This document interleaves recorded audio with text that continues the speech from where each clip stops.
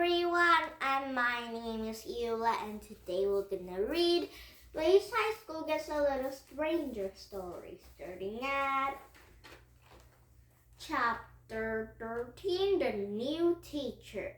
So let's see the new substitute teacher for today. Now, all ready for read this one book with a lot of stories? Now here we go. And first we can read Wayside School Gets a Little Stranger story, starting at Chapter 13, The New Teacher. The new teacher had entered the classroom carrying a big blue notebook stuffed with papers. She had white hair and wore glasses. She was a lot older than anyone else in the class. She took a big breath. My, it's tiring walking up all those stairs, isn't it? Nobody said anything. They just stared at her. She sat at her notebook on teacher's desk. My name is Mrs. Drizzle, she said, and I'm not from Brazil. She smiled at her little joke. Nobody else smiled. After Mrs. and Mr. Worf, they didn't trust teachers. Drizzle, thought Dee Dee. Where have I heard that name before? Where are you from? Said Liesel. Actually, I was born not too far from here, said Mrs. Drizzle. Then why do you say you came from Brazil? No, I said I wasn't from Brazil, said Mrs. Drizzle. Have you ever been to Brazil? Said Eric Fry. No, explained Mrs. Drizzle. It was just a little joke. Brazil reminds me of Drizzle. I thought it might help you remember my name.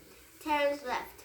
Drizzle, Brazil, he shouted. That's funny. Several kids laughed too, but not Dee Dee. She had heard a lot of Mrs. Drizzle somewhere. She was sure of it, and whenever she heard, she was sure it wasn't good. What's a Brazil? Said Eric Evans. Brazil is the largest country in South America, said Mrs. Drizzle. Oh, said Eric Evans. I thought it was one of things, women wear, on their bosom. Someone kids laughed. No, that's a brazier, said Mrs. Drizzle. There's no more laughter. Stappen was shocked. She said brazier, he whispered, right in the class. I know, I heard her, said Jason, but Dee Dee still didn't trust her. Even if she said brazier right out loud. There was a television show that Dee Dee liked to watch. It was about the real criminals. At the end of a show, they always asked the viewers to call the police if they knew where any of the criminals were. Dee Dee wondered if she had seen Mrs. Drizzle on that show. Does anybody have any questions they'd like to ask me? Said Mrs. Drizzle. Ron had raised his hand. Mrs. Drizzle pointed to him. How old are you? Asked Ron. Dana gasped. You are not supposed to ask someone that, she said. Especially someone as old as Mrs. Drizzle, said Mac. Mrs. Drizzle smiled. I don't mind, she said. I'm 66 years old. You can ask me anything you want. Anything? Asked Joe. I'm a teacher, said Mrs. Drizzle. That's what I'm here for. Paul raised his hand. How much do you weigh? He asked. 124 pounds, said Mrs. Drizzle. How much money do you make? Said Eric Bacon. I'm a substitute teacher, explained Mrs. Drizzle, so I only make monies on that days that I teach. Then I make $51.18 in the day. What a rip-off, said Jenny. You should make at least 200. That will be nice, said Mrs. Drizzle, but I'm teacher because I love to teach. I love to see young children learn. Joe raised his hand. How many men have you kissed on your whole life? Mrs. Drizzle dwelled a moment. She appeared to be counting on her fingers. 31, she said. Everyone gasped. Dee Dee raised her hand. Mrs. Drizzle smiled at her. Yes, the girl in the pretty flower t-shirt. Have you ever been in jail? Said Dee Dee. No, said Mrs. Drizzle. Are police after you? No, said Dee Dee. No, said Mrs. Drizzle. Dee Dee still didn't trust her. Okay, said Mrs. Drizzle. Before we get started, I want to say one more thing.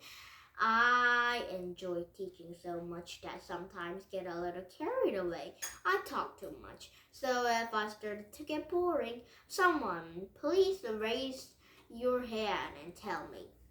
For real, said Todd. You want us to tell you to stop talking and we won't get in trouble, said Bibi. No, of course not, said Mrs. Drizzle. You'll be helping me and the rest of your class. You are not going to learn anything if you're bored. Cool, said Terrence. Oh, I suppose when I first started teaching, I used to be a little more strict, said Mrs. Drizzle. I even worried about things like the weather like my students and had clean fingernails or if their shirts were stuck in it. She left, but times have changed. I've changed. Besides, the kids were a lot of worse back then. I let some of them.